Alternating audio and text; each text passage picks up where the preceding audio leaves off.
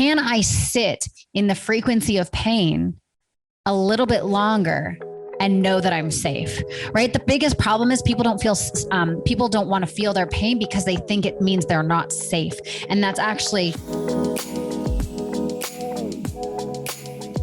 All right, Betties. I am so excited this week because I have a dear friend of mine and also just an all around queen. I am welcoming Samantha Skelley to the podcast. Welcome. Thank you. It's so good to be here. So excited. Oh man, and I'm so excited to have you here because there is, in knowing you for the years that I have, I've had the pleasure of watching your evolution as a, startup entrepreneur to now really running what I would call an empire in the space of breath work and healing. And we're going to talk a lot about that and how we can use, what are some of the tools that we can use as women and men as well, all are welcome.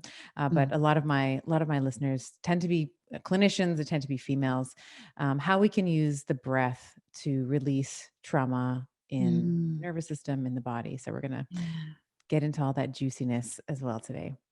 Yes. So Yay. excited. So before we do that, let's give my listeners a little bit of background on you. So I've known you for quite a while now, and you've been very open and honest and transparent about your own personal journey and your own struggle and what brought you to breath work, sort of living in this like realm of anxiety. So walk us through your history in terms of, your relationship with food, your relationship with exercise, your mental state and your mental health to finding breath work and what that's done for you. Yeah, definitely. So I had a really interesting childhood. I was an actress and a dancer from the age of 4. So my whole life was spent on a stage in front of the camera. I was a stunt double for 4 years on a show called Smallville. And I was in entertainment from a very young age. So the nature of entertainment is a lot of rejection, a lot of body image stuff, just a lot of bull crap in that industry, which came through as body image issues at a very, very young age. I can remember being 10, 11 years old and being in the bathtub and just looking down at my body and just being like, I hate my body so much. And I was a normal sized kid. Like there was no, tangible reason for me to be at such odds with myself, but I was. And then when I was 18 years old, I developed an eating disorder. So I was on over 50 diets in less than 4 years and really had no idea how to eat like a normal person, how to use food for health and hunger. Everything was measured and monitored and calculated. And I developed restrictive behaviors. I went on my first diet, which was the cabbage soup diet. Oh God, I remember that thing. I remember that one. Yeah. I was living in Australia at the time. And so I started just eating shitloads of cabbage soup for weeks on end, hoping that I would lose weight. And then it was just diet after diet after diet after diet. And I restricted myself so much that I ended up in the hospital. And you think that would be like the rock bottom moment where everything shifted, and it didn't. That kept going on for 4 years. And so there was restrictive behaviors, overeating, extreme body image issues. And then it developed. Why were you in the hospital? Because I was malnourished. I like collapsed, and I was with Luke, my boyfriend at the time. And I just was so undernourished that I couldn't handle it. Yeah. And so I then developed exercise addiction. So it was this whole thing. And then I tried to hide it by becoming a fitness competitor. So I was a fitness competitor for years, getting on stage in the sparkly bikini and the nasty tans and, doing that whole thing. And then I came to this breaking point of like, this is ruining my life. Like, this is making me so depressed, so sick. I was disconnecting from friends and family. I'm like, this has got to stop. So I started to get deeper into personal development. My family has always been into personal development. I remember listening to Tony Robbins tapes when I was like 12 years old in the back of my dad's Ford Aerostar minivan. And so it's always been in my awareness, but I was like, okay, I got to sort this out. So I listened to all the books, I took in all the information, I hired all the coaches, I did all the things, but then I knew everything, but nothing was changing. I'm like, what's going on here? And so I was reading Elizabeth Gilbert's Eat, Pray, Love, and she talks about how she went to Bali and she found that medicine man. And I'm like, okay, that's what I'm going to do. So I flew from Vancouver, my hometown, to Bali and found this medicine man. And he basically was like, your brain's broken. Like, you think too much. You need to stop thinking. You need to meditate. And at the time, I hated meditation. Like, sitting there feeling my emotions was like the worst thing ever. And I'm like, okay, well, maybe meditation is different in Bali. I don't know. So I was like, all right, I'll go meditate. And I went to go to this class and I ended up being late for the class. And the next class on the community board was a breathwork class. And I was like, well, what the heck is breathwork? And so I went up the stairs and I did this breathwork class. And this man came up to me before I started and he was like, you are going to feel the whole range of emotions. You're going to feel the highest states of joy and bliss and ecstasy and happiness and fulfillment. And then you're going to release and shed a lot of what you're holding on to. And this was at a time in my life where I felt either numbed out completely or anxious. And I kind of just toggled between those two experiences. There really wasn't much of anything else going on. And so when he said this to me, I was like, you're crazy. Like, I don't think you know who you're dealing with. And I'm like, all right, let's do the thing. So I lied down and I started breathing in this way. And within moments, I felt what he was talking about. I felt this like activation. I felt this aliveness. And I was like, I can't believe I can do this just with my breath. This is insane. And that's where it all started. And I used breath work to heal my eating disorder because I could finally get in my body. I could finally tell the difference between an emotional hunger cue and a physical hunger cue. I could actually feel my intuition. Before, it was just so numbed out. And then I realized that, okay, if I want to get through this disordered eating, it's not about putting band-aids on bullet wounds. It's about getting to the root of what's really there, which is being in my body. And so that's where it started. I never planned on building pause breath work. You know, it kind of came to me, which was so strange. It like dropped in, even the name dropped in. I didn't even make that up. But now here we are teaching the world to breathe, to feel their emotions, to get back into their body. So it's been such a cool journey.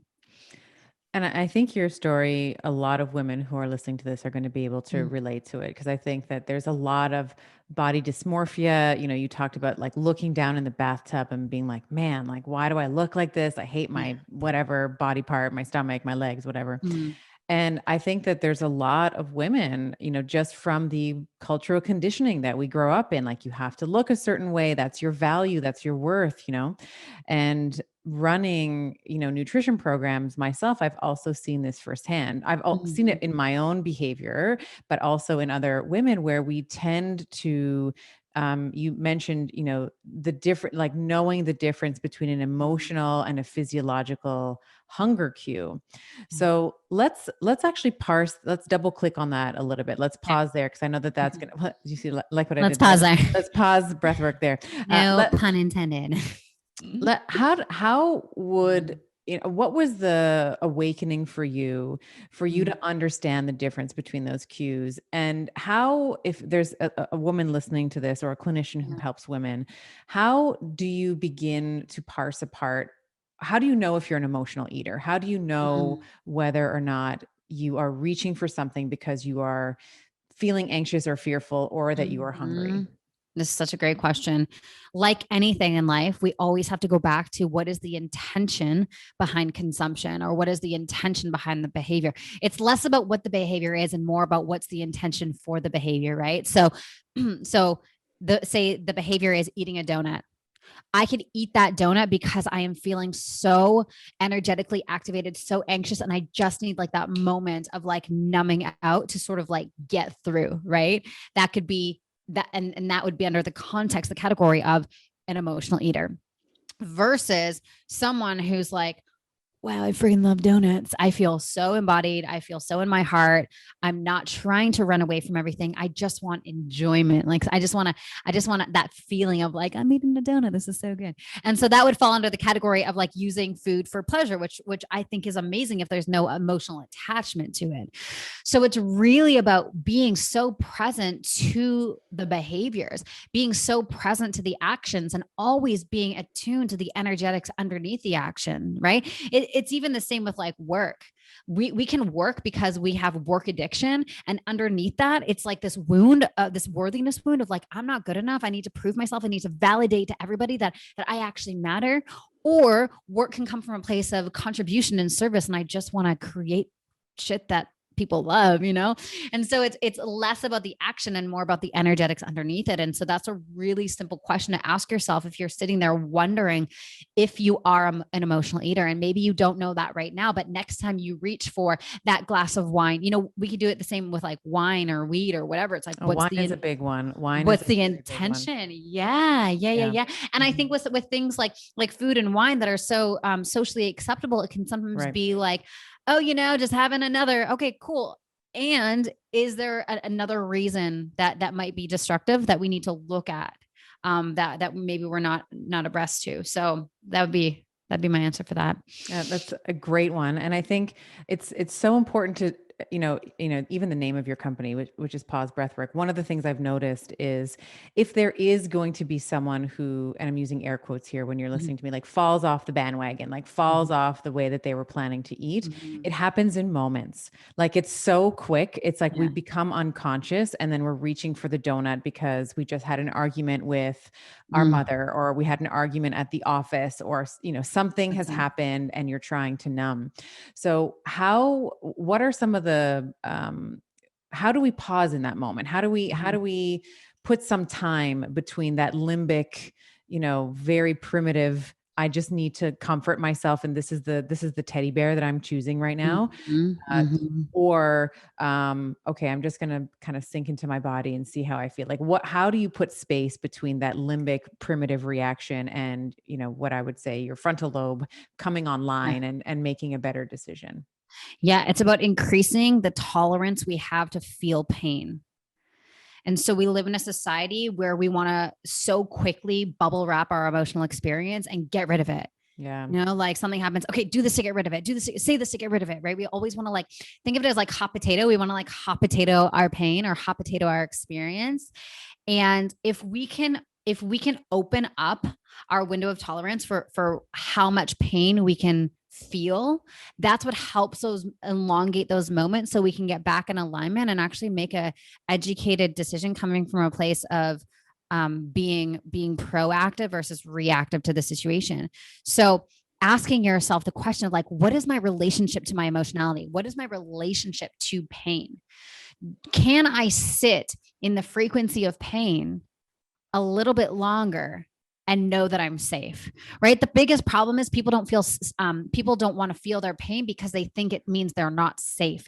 And that's actually fundamentally not true. In fact, the more we feel our pain, the safer we will feel, because we realize the pain is just a portal to our truth and to deeper healing. And the more healing we have, the safer we feel. So asking that question of like, what is my overall relationship to pain or anxiety or stress or overwhelm or whatever that is? And how can I just literally like sit in the frequency of pain and know that I'm safe? Because the external world is just pointing to things in ourselves that we need to heal and move through. And so if we are hot potatoing that away, we're giving up the opportunity to heal or meet the parts of us that we've been at war with. Something I say all the time is if we want to feel better, we have to be better feelers. We can't bypass that very important step. Yeah, and that's so good because I think that we as a society in general, it has been my observation that we do not want to feel our feelings. It's like I love that hot potato analogy. We see it in our parenting. You see your child crying. It's the worst thing. You're like, it's okay. Stop crying. Like you're fine. And you're not Mhm. doing it for them. You're not doing it for their benefit. You're totally doing Totally. it for yours. Totally. Um, Yeah. so, when we think about where this negative relationship comes from with pain, where we're like, I don't want to feel pain. Yeah. I have spoken about this on the pod before, where it is a conditioned response from our childhood, where we have had to alter who we are in order to receive love from, I call them the Fab Four: mothers, fathers, teachers, preachers, right? Like the Yeah. people that were engaged in and responsible Mhm. for our survival. So if mom was very critical, for example, or dad was very verbally or physically abusive, Mhm. you would alter your behavior, right, to Absolutely. avoid that pain, to Yeah. avoid the pain of mom saying, you know what, you look terrible, or Yeah. you look like you're gaining weight, or for dad to be like, ugh, whatever. And I'm just Mhm. pulling these examples out of the air. I'm just using some common themes that people might be able to relate to. So how do we begin to change? I guess my with all that pre-frame, how do we Mhm. begin to change our relationship to pain when, as children, during these formative years where we learned that pain, whether it was mom rejecting us, dad rejecting us, teachers, friends, family members rejecting us, Mhm. and we didn't necessarily have the emotional tools at the time to deal with that. How do we begin to increase our tolerance as adults? And how do we begin to awaken to what you're proposing, which is Yeah. to be a better feeler in order Mhm. to feel better? Yeah. So two big things come to mind when you ask that question. The first thing is, what is my pre-existing story around pain, right? Our stories and our identities completely shape our reality. So when I have a wave of pain that comes, there's like two parts of me that are present. The first part is like the survival, like, fuck, I don't want to feel this, right? And Totally. then the second part that comes online for me is like, what is here to, like, this is here to teach me something. There's a lesson here. How can I stay long enough in the experience of pain in order to actually feel this all the way through, so I get to the lesson or I get to the clearing. And so just making the assumption in advance that every wave of emotion, every wave of pain is a catalyst for deeper healing, deeper truth, deeper embodiment, like more lightness. The more pain that we can feel, the lighter we feel in our resting position versus carrying it, right? If we're constantly just carrying this pain everywhere we go, our resting position is going to be heavily in the sympathetic, the fight or flight, the sort of always that low level, chronically anxious all the time.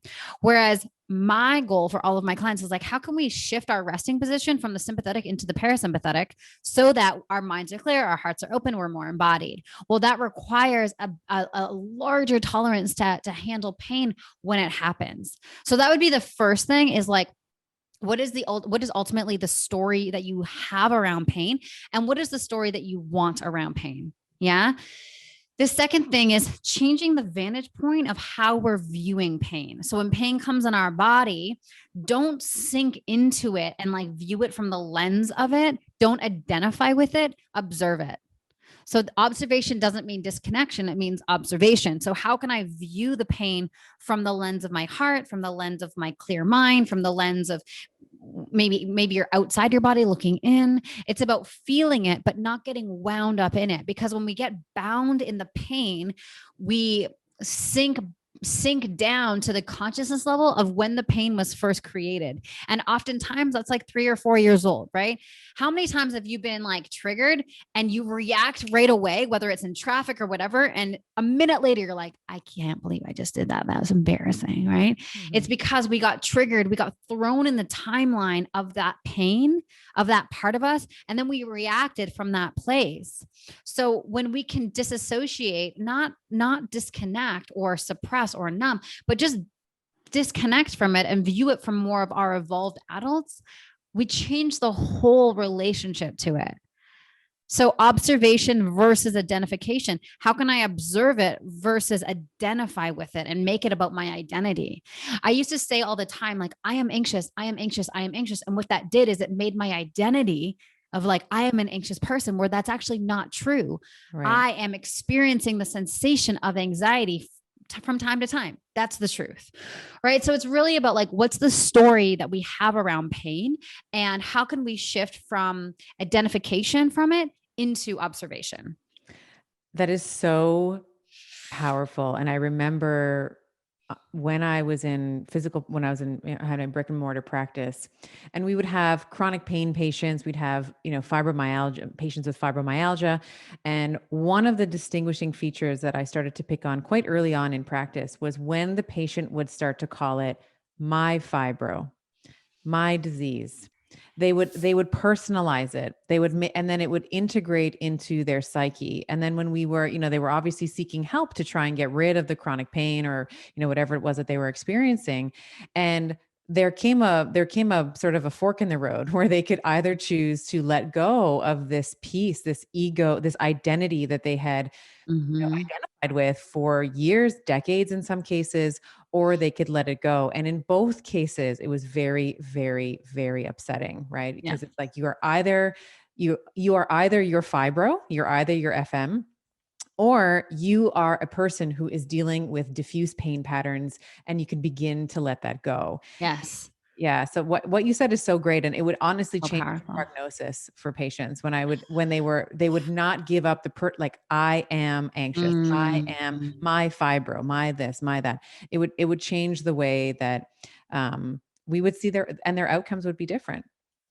And it goes even so much deeper than that as well. It's like if that person grew up and they received love for being a victim, they're going to keep recreating that, you know? Correct. Correct. Yeah, it's Yeah. like it's like people often don't even know why they're holding on to these identities. So you are looking at them being like, you're messing with it by calling it my thing. And if you go deeper, it's like, well, they're actually afraid that if they release it, they're not a victim anymore. They're not going to get love. Then who And are ultimately, they? yeah, Yeah. yeah, yeah. So Yeah. it's like why we do everything for love. It's just sometimes masked in a lot of like dysfunction. Yeah. And so how do we begin to, so one of the things that's been really useful for me in my, so with all, transparency and honesty, very much a high achieving person, Mm-hmm. very Mm-hmm. much love to live in my head. It's much safer there than in my body. That's, a Yeah. lot of what the Betty body, my book is about, is Yeah. like sinking in. And what I found to be really useful when I did sink in, and it felt like I was going to be swallowed up by the Mm-hmm. the charge and the intensity, was I Yeah. would just start labeling. And it's very simple, and it may be just so pedestrian for someone like you, but I would start just saying, I feel tension in my throat. I Mm-hmm. feel tension in my heart, like my heart, my chest, like all my sort of solar Yes. plexus, heart, throat area would Yeah. just feel like I had a vice on it. And when I was able to just identify whether I was verbalizing it, or, if I was having a conversation, let's say with Giovanni, my partner, and saying like, I'm Mm-hmm. feeling really tight, like I just need a little break. I need to kind of, take a little break here. That was really, really useful for me, even Yeah. though I would fumble for words. I was ugly crying, but I Mm-hmm. was really proud of myself to be able to say, this is where I'm feeling it in my body. Because Mm, otherwise it would have been like some algorithmic output, like, I'm upset, I don't want to talk about this. totally. Yeah. Totally. Yeah, it's like being in the lived experience and naming it in the present moment. It's almost like it like plugs in. Like there's this moment of like, there's truth there. And Right. when we can be 100% authentic with our emotional experience and furthermore communicate that to another person, that's huge. Like that is the healing. There's nothing else that we need to do. Whereas the mind is like, I'm feeling like this. What do I need to do in order to not feel like this? Right. Which is very structured mind, more like the masculine way. Right. Simply just naming the experience and feeling the experience, that is the healing. It's not as complicated as we think. The the emotion and like the wave of it is so intense, so the mind can sometimes be like, wow, we must need a big plan in order to diffuse the Right. intensity, right? But it's Right. not true. It's just like naming it to a loved one, like, whoa, I am feeling so much activation in my system right now, like I want to scream, I want to cry. Maybe I will do that, and just naming it and being with it and just letting it flow. Like the body holds so much. And the emotional experience that you're going through might not even be because of the reality in front of your face. And in fact, most of the time isn't. It's Mm. this like archaic buildup of suppressed emotion and experiences and trauma that over time it gets so wound up in the body that like the littlest thing can like set it off. But it's not about the little thing. It's about the 25 years of not acknowledging our experience that has built that up. And so much of the world is is just so emotionally constipated that like the littlest thing, I like love that like we're word. I walking love it. around with like all this junk. And that's Yes. why I love breath work so much, right? That's why I am such an advocate for this work. It's because the mind is not doing the work. We Mm. use the breath, and the breath does the work for us. The body knows exactly how to heal it if we give it a path and an access point. But what tends to happen is the mind cock blocks it oftentimes, like, you're fine, you're fine, you're fine, just keep going, just keep working, right? And Right. so like the breath is beautiful to just like release the structured mind, release all the reasoning, and just get with the experience, which is what you just talked about. It's so awesome. That's so good. And this is really, kind of moving into masculine and feminine territory, right? It's like Mm-hmm. the brain is like, what do we need to do? What's the Yeah. plan? Tell me the logic and the Yeah, template and the whatever. And that's the it. body is just like, I just need to be right now. I just need to be. So Mm-hmm. for me, always in my throat. I'm always when I'm upset, it's always in my throat and in my heart. I've had people tell me, like, I think Stephanie Major, who is Yeah. a really good friend of mine. She's done Reiki on me before, and she has sort of described my heart like a huge heart, but it's like wrapped in thorns. Like like to Protect it. I have to Yeah. protect it, right? For just from my Yes. own past and what have you. Totally. So let's talk a little bit about breath work, because I came to breath work actually. Stephanie had introduced me to breath work, and we actually just had someone on the show. She's my breathwork facilitator. Awesome. And but I came to it after doing, so years in my head, I had tried MDMA and some Mm-hmm. psychedelics as a way to begin to unravel some of the Yeah. trauma. And in those sessions, man, did I work like, shaking and vibrating and like Oh sweating yeah. It's a and like, whole thing. It's a it's a whole whole thing. thing. However, Mhm. breathwork can very closely mimic that. So there have Yeah. been breathwork sessions where I'm not on a trip and I am shaking. Like there's a certain Mhm. tremor pattern that I have, like my left arm starts shaking and then my hips will shake a little bit. But there's been times when I've been able to replicate that pattern Mm. through the breathwork. So talk a little bit about what breathwork is, what it does, Yeah. how we begin to release some of the trauma in the body, and kind of talk Mhm. about the good, the bad, and the ugly, because I've had Mm. some sessions where I have felt like my sexual power and energy has been amplified like 100-fold. Like I Yep. can call in whatever I want. Like my big Yes. ovary energy is like I can pull it all in. And then there's times where I need to be alone and I need to just sob. So Totally. talk a little bit about what a breathwork session looks like and Yeah. what's happening on a physiological level. How are we changing the oxygen, carbon dioxide, all that Yes. stuff? Yeah. So every breath work session is completely different. Mm. There's times where it is incredibly physical.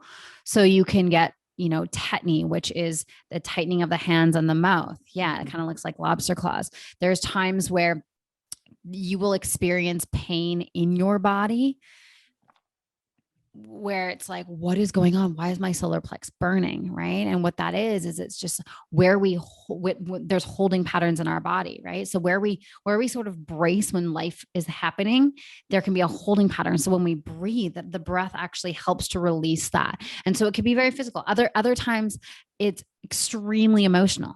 And it could be extremely sad or bawling the entire time. And it can be extremely like beautiful and happy and joyful, and you could literally meet your soul's essence and everything in between.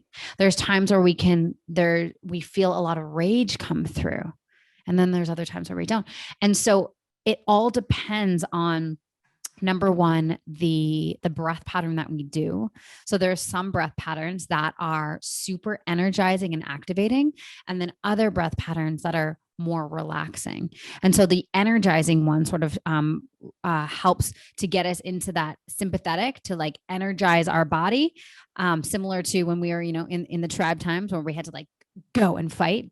The problem is, right now we're just chronically driving that sympathetic nervous system, and so that's having a whole slew of health benefits, as we know. But when we intentionally create that activation, bring in that adrenaline, it allows for the body to be activated, but the mind to be clear, which is something that we often don't optimize for, which is why I love breathwork so much. There's also breath patterns that help to really stabilize us in our sympathetic. So allowing our resting position to be in the sympathetic rest and digest, which is so useful for just the ease of the mind, the openness of the heart, right? If we look at like animals in the wild, they're chilling most of the time until they're not, until they have to fight. And then they jump into the parasympathetic to do the thing. So breath pattern is really shifts the journey. Timing. If we breathe up till 8 minutes, we call that our integrative window, meaning you can do integrative breath work while you are doing the dishes, while you're working. Sometimes when I'm working and I'm writing content, I'll just do integrative breath work up to 8 minutes. Past 8 minutes, we enter into the threshold of meditative breath work, which is where we get all of the shaking, the visuals, the cries, the altered state of consciousness. You're like, why am I seeing aliens? That's after 8 minutes. So music also has a huge impact on the session, right? If we're playing like, just like rain music or like soft, gentle music, it's not going to activate the body as much as like tribal beats and like really intense music, right? When we are in that open state, we are so susceptible to shifts in energy, and music is energy.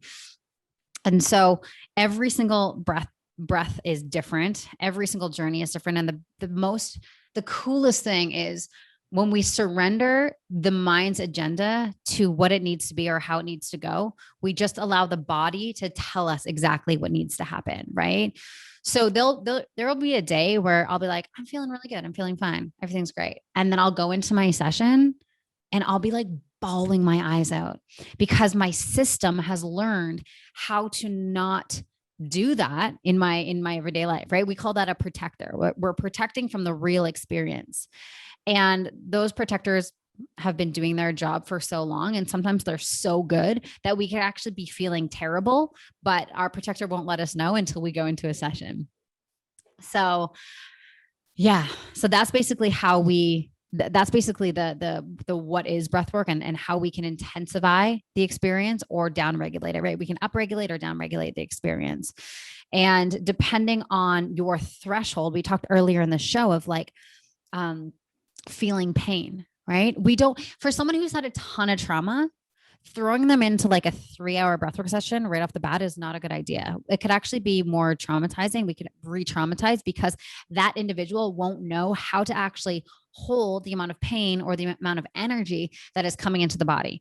So if you're somebody who has been historically quite emotionally constipated, maybe you've had quite a lot of trauma, it's really important that we go really, really slow at the beginning. So even like a minute of breath work and then sitting and feeling, okay, how was that? And then let's try 3 minutes. And then let's kind of build up from there. We don't have to go so hard, so quick. In fact, it does more damage most times than good. And classically, that's the type A personality. That's what I see. The person who's had the most, and these are like, I've said before, and, I put myself in this category as well. Being a very high achiever is a trauma response. Mm-hmm. It is that I have not met anybody yet who is a very high achiever, who has not had something to prove or has had some egregious something happen to them in their childhood that has created this strategy of survival for them. And I love that you talked about the different types of breath work, because when we think about sympathetics, our sympathetic nervous system, so often in popular science, we say inflammation is bad, sympathetics are bad. Mm-hmm. No, it is actually a brilliant response. There's been and we can maybe, like, Wim Hof has been a really good example of breathing to activate his sympathetic nervous system in order to drive his immune system. Like he's been injected with like endotoxins or something. It's crazy. Yeah. And he used breath work in order to reverse that. Right. So you can use your sympathetic nervous system is a very potent stimulator of your immune system. It's just, as you were saying, it's just when we are always in our sympathetic, this is when we flip from it being incredibly beneficial, incredibly elegant, incredibly protective to destructive, right? Yeah. So I love that you talked about the different types. Is there if someone's listening to this, and I'm maybe speaking specifically to my type A's who are gonna be like, no, I can totally handle 3 hours. I know I can do it. I'm strong like bull. What would, how, you said Mm. starting with a minute and thinking of sitting with your feelings. Yeah. Would you be counseling them to do more of that activating, energizing breath work, or is it more of the calming down? Like where do you Mm. start and why, depending on the person? Yeah, great question. It just depends on if that person runs hot or runs cool, essentially. So when you're triggered, are you more likely to go into an anxious response where you get really sort of like heady and like quick, like think of it like Tigger? Or are you more likely to go into a depressed collapse of the system? That will inform what breath path is best for you. So my system runs really hot. When I get triggered, I don't go into a collapse. I'm like, let's fucking go. Right. I go into like this activation, this very heady place. So for me, down regulating breath patterns are actually way more beneficial for my system when I'm in that phase. When I'm in like a super just calm, chilled phase, I could go either way. But when I'm already in a bit of a spin, we want to down regulate the system. If you are, and so down regulate the system and then do shallow holds versus top holds. When we do top hold, it brings the energy up through the body, and that could actually create more anxiety for someone who's already in an anxious spin and already runs pretty hot. That's on the inhale. You inhale and hold. That's a Yeah. top So hold. Yeah. inhale and hold at the top. That's a top hold, and then letting all the air out through the exhale and holding at the bottom. That's a shallow hold. So we can like the cool thing about breath work is the more you work each of the patterns, the more your system gets used to being in that experience, the more that we can stabilize it. And that's the whole point of breath work. Like the more we do it, the more we bring well-being into our body, and the more that becomes our resting position, right? And so for someone who's just starting out, you've never done it, just ask yourself, in a trigger, do I collapse my system more, or do I get really anxious? And so if and I'll talk to both of these. So if you get really anxious, we want to do more of a down regulating breath pattern. So rather than a forced exhale, we do a release, like in through the nose, out through the mouth, letting that exhale just drop and relax, not a forced one. If we want to do, and then the opposite of bringing the energy up is we want to let that exhale through the mouth have power. So it's quicker, it's more activating, it's more energizing. With the first one, we want to go a lot slower and a lot deeper.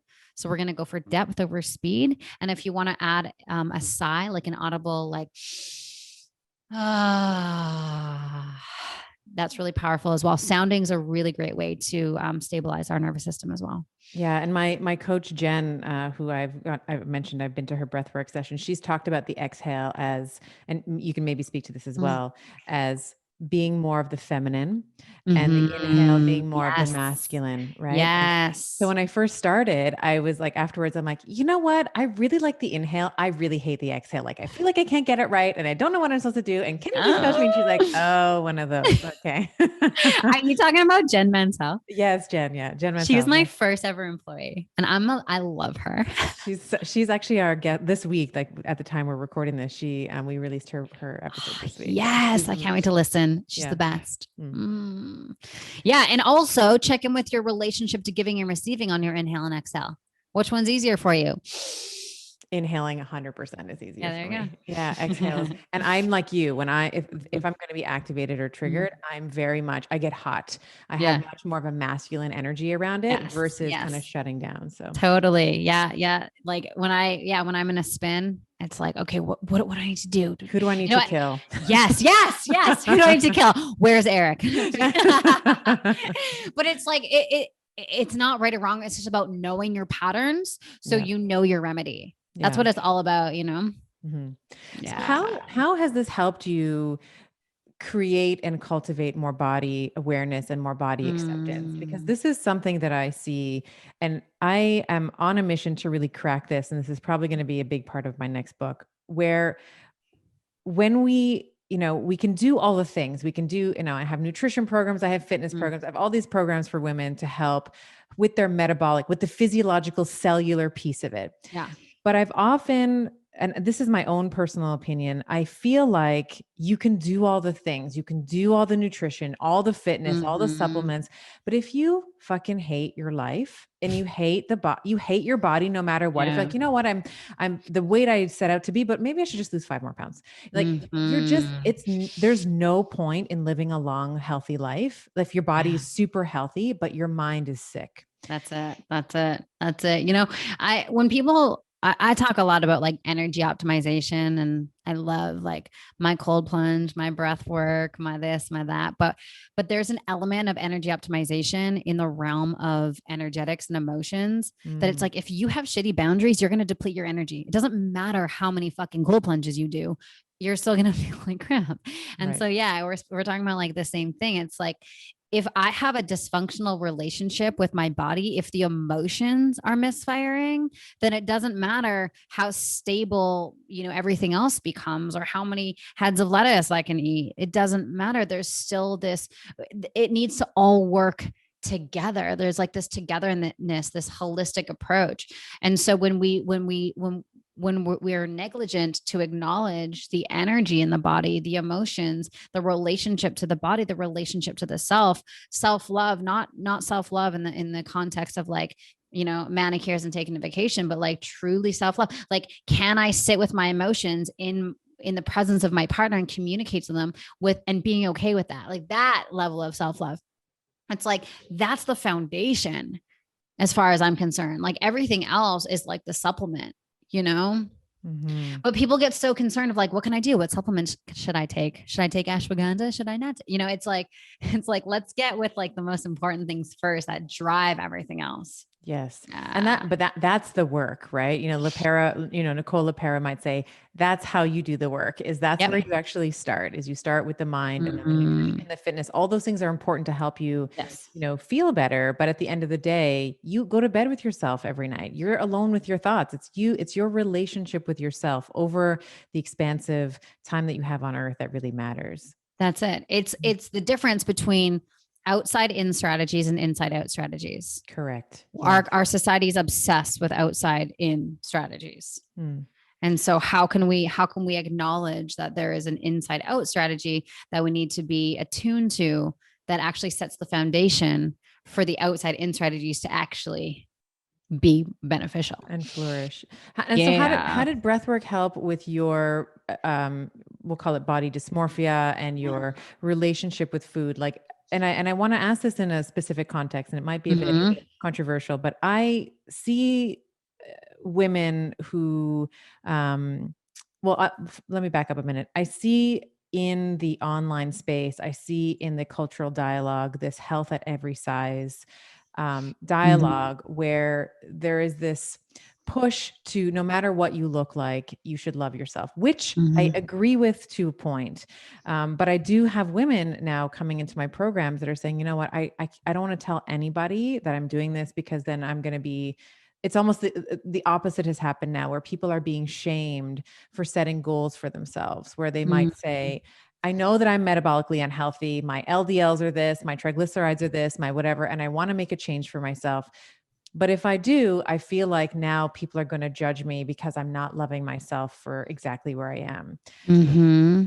And so I guess my question here is, how has the breath work helped you heal your relationship with food, insofar as I would assume, and maybe I'm making an assumption here, that you still want to look and feel good and to still have the Mm-hmm. energy in your body to do the things that you've set out for in your Mm-hmm. life. And you want to feel good in the clothes that you wear, but you don't want it to move into that.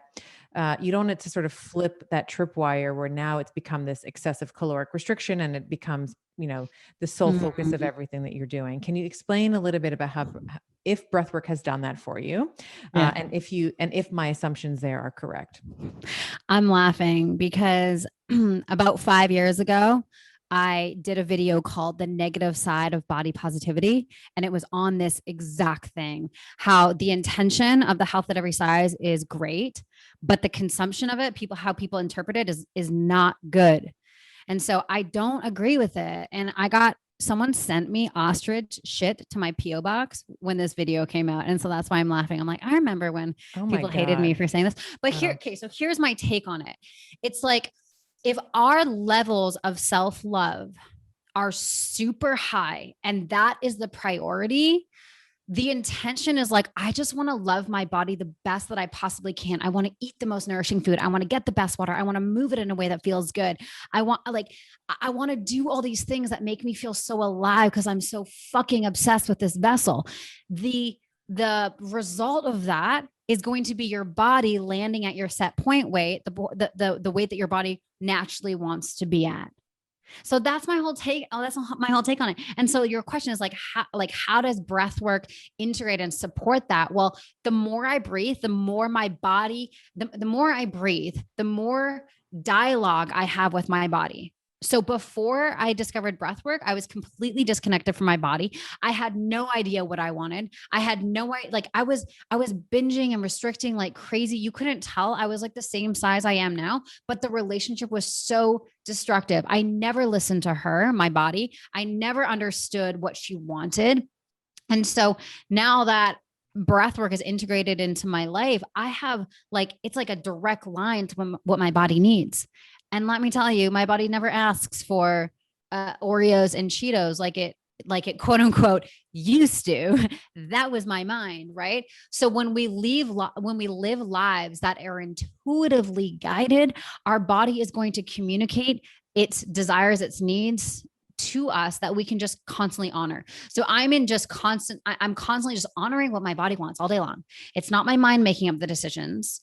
And unless I'm choosing to do something in a pleasurable way, like I'm going to have a margarita with Eric, my body's not asking for that. That's definitely a decision of my mind. I'm clear about that. But that's choice, right? That comes with choice. So I think, yeah, again, I think the health at every size has a nice intention of like body love and body acceptance. And I think we can get there, but we got to go about it in a different way. right. And it's nuanced, like anything, right? Yeah. Nuanced. So, I mean, for Mhm. someone who is maybe a size 16 or size 20, whatever, and they don't have a goal, to lose weight or what, that's absolutely fine. But there may be Yeah. another woman who is the same size who's like, you know what? I don't feel good. I feel like the way that I'm Yeah. eating, the intuitive nature, I'm not listening to my Mm. intuition. And that's what you just described is what I would call queen energy. It's, being able to sit on the throne and being Mhm. able to sink into her body when she needs it in order to harness that prowess, that intuitive prowess that she Totally. has, and also use her Mm. mind when she needs Mhm. to as well. Yeah. And it's like, it really comes down to the freedom to choose on an individual basis. It's not one size fits all, no pun Right. intended, right? But Right. it's like what do I value? What's important to me? If health is not important to you and you don't value it, it's not wrong, it's just different. And that's okay, Right. right? Right. That's okay. But I think we just have to be real about what's really important to us and what do we really value. Like if someone is walking on the planet and they feel so uncomfortable in their body and they can't do the things that light them up, they can't dance the way they want to or have sex the way they want to, like if your body's having an impact on what your heart is desiring, let's figure out what's going on there so that we can get more there can be more integrity between what your heart is doing and what your body's capabilities are. Amazing. Amazing. Mhm. So talk to me about your app. So I know that, well, tell everyone about pause breath work and then tell Mhm. us about the app because this is something that you have birthed a child and this is your pause breath work app. So tell us a little Yes. bit about that. Yeah. So pause came to me randomly. I was driving from LA to San Diego and I could feel there was something else coming. My first company, Hungry for Happiness, was I think 7 years at this time. And I could feel something else coming and it just dropped in so clear. And it was like, you need to teach the world to breathe. And then the second drop in after that was it's called pause breath work. So this whole thing from day one has been so divinely guided, and our mission is to help the world clear stress using their breath. And so through that journey, we have facilitator training, so we teach people to become breathwork facilitators that we've been running for years now, and we train hundreds of people a year in that. And then a project that I've been working on for 2.5 years is building a mobile app so you can have breathwork in your pocket. all hours of the day. So it's been an amazing journey. And the way that I designed the app is I just basically, I built the thing that I really wanted, cause I'm like, wow, there's no breathwork apps to like in the way that I want it to be. And so the way the app is designed is there's take a breathers and go on a journey. So it's split up into two sections. The take a breathers are anywhere from 3 minutes to 10 minutes. And then the go on a journey is anywhere from 25 to 45 minutes. So depending on what your outcome is, whether you want to release anxiety, open your heart, clear your mind, release anger, there's the tracks are designed for that outcome. So you just choose the time that you have. If you have 3 minutes, do one of the 3 minute ones, and then what's the outcome, and then the track is designed in that way. So super rad. And then in a few months on our next update, we're doing live breath work. So a few times during the day, you can hop on live with an instructor and breathe with the community. That's so exciting. And so with the pause breathwork, you are training people to be breathwork facilitators, and people can also join via the app to have the breathwork classes. Absolutely. Yeah. The app is like the easiest place to get involved. And then from there, there's courses and classes and workshops and things like that. But yeah, you can pause breathwork in the iTunes store is where it's at. That's so exciting. Well, we'll make sure that we have that in the show notes, and any other, the Pause Breathwork app is going to be in the show notes so people can find it. Any other places that you'd want to direct people to find out more about you and about Pause Breathwork? Instagram's a good place. At Samantha Skelley is my handle, and then at Pause Breathwork is the company handle. Yeah. Awesome. Yeah. Well, Sam, I just think you are putting such good stuff out into this world. And you also have a podcast as well, the Sam Skelley Show. Yeah. The Sam Skelley Show. You're just putting out such good stuff into the world. And, I love that it's so divinely guided. I think that we need more women like you and like me who are really just changing the conversation around what it means to be a woman and how to have that direct conversation with our bodies. So thank you for the work that you do and for taking the time today to chat with me. Ditto, love. It's such a joy having you in my life. So great. Yeah, thank you. Dr. Stephen Gundry is the video that's coming up next for you. Just click right here. We're talking about the microbiome, energy, postbiotics, mitochondria, and how to get your energy back. Continuous ketosis, 24 hours, 7 days a week, 365 days a year is really dumb.